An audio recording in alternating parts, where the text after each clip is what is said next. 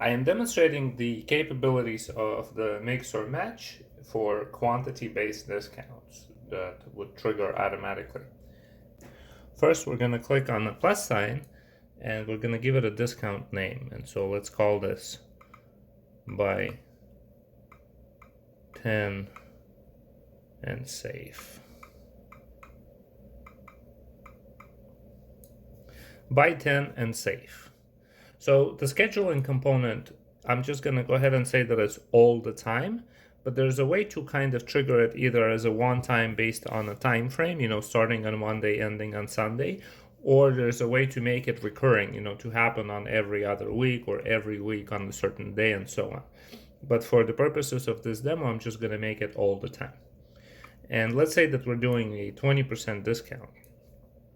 Here we have mix or match, and match requires people to buy the same item for it to be counted towards the quantity.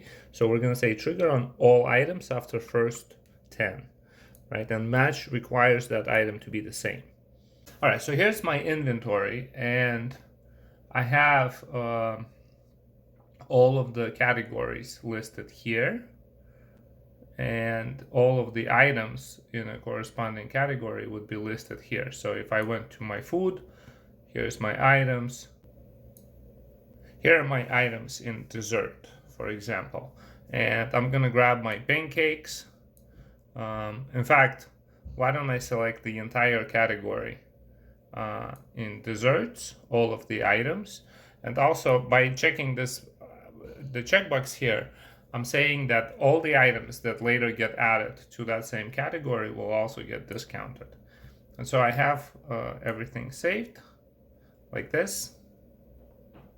So here's my discount. And the way that that would work is if I go to my dessert, and I can obviously just select any of these items. And as soon as I select 9 more bananas, you can see that every single one of them got the discount. And everything going forward would also get discounted. There it is. Unless I choose a different item, then that item does not get. But if I now add, 9 more of this item, then it would also get discounted. Let me show you. All right, so now both of these items got discount, and as long as I keep adding these 2 items, they will get discounted into this quantity. So this would be an example of trigger on all items after 10. Okay, and now we're gonna go to mix or match, and we're gonna set up a separate discount for 100 items, and we can go ahead and add the plus. So buy 100, save 30%, like this. We're gonna basically select this as a 30% next, and I'm still gonna make this a match, and we're gonna say 100, and we're gonna say next, like that. And we're gonna grab our desserts, an entire category of desserts, like that. And we're gonna hit save and save again. So now what I want to do is go to my stacking, and here I'm going to say do not allow stacking, which will force us to choose basically which discount gets triggered, one or the other. And now I'm going to go back to register and just save this order, and I'm going to go to desserts, and I'm going to grab this ice cream 10 items. And you can see that the 10 items of ice cream got a discount that is buy 10 and save. Now if I add 100 of that same ice cream, all right, it's gonna ask me to choose, and I'm gonna say, okay, well, go ahead and trigger this one. Here it is. So that's an example of how we can switch between the discounts, and there is more that I can do. What we did was basically we set up the duplicate discount, one that's 10%, the other one that is, 10 quantity 10, and the other one's quantity 100.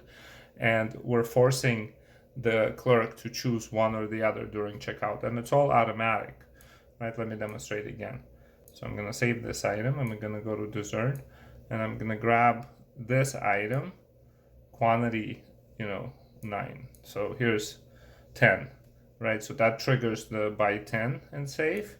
And now I'm gonna say, okay, well, let's go ahead and put 90 more items into the cart of that same ice cream. And now it forces me to choose, and I'm gonna say this one here. Right, so now it says buy 100 and save 30, and that triggers that discount. And so that's one way of doing it. And let me show you some other ways that we can do this. I'm gonna go ahead and delete one of these discounts and just use this one. And I'm gonna go ahead and edit this one. And here I'm going to say that the progression is manual, right? So now it says define the next steps. And so here we're gonna say, buy 10 and get 20%. And buy 100, you get 30%. And we can keep defining these as we want, and then we're just gonna say split discount between items, and we're gonna say match. And the rest is the same. We're gonna go to dessert, and all of this is already selected because we're just modifying the existing discount. So I'm just gonna go ahead and save it. So now we just have this one, and it would probably make sense to change that name because buy more, because it's going to be the same discount that triggers either on 10 or on 100, like this. And I'm gonna save this again. Okay, so this is the same and it's already saved. We're just gonna go ahead and hit save here. Okay, so here it is. Now it's saved and it's functioning, and I'm gonna go ahead and delete this order. Delete order, and I'm gonna start from scratch. So here's my dessert, and I'm gonna grab 10 of ice cream, and it gave this discount, right? And now we're gonna add 90 more of ice cream, and